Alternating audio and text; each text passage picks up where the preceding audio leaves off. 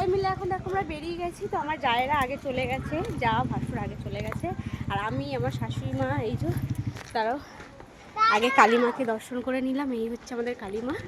তো আমরা এই যে সবাই মিলে বেরিয়ে গেছি। পেছনে আমার বড়মশাই আছে, দেওর আছে, ভাগনা আছে। তো গাইস তোমাদেরকে বলি আমরা এখন কোথায় যাচ্ছি। তো যাচ্ছি এখন কালীঘাটে পুজো দিতে। অনেকদিন ধরেই যাওয়ার কথা হচ্ছিল, তো যাবো করে যাওয়া হয়নি।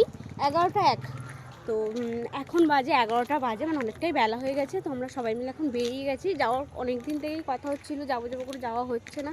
তো আজকেই ফাইনালি বেরিয়ে পড়েছি।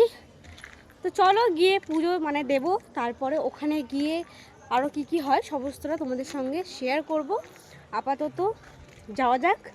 তো চলো সবাই বেরিয়ে গেছি। ওই যে পেছনে আসছে ওরা, আর আমার যা তো আগে চলে গেছে। তো ওরা হচ্ছে মা কালীকে একটা শাড়ি দেওয়ার কথা, তো ওর জন্য শাড়িটাই কিনতে গেছে।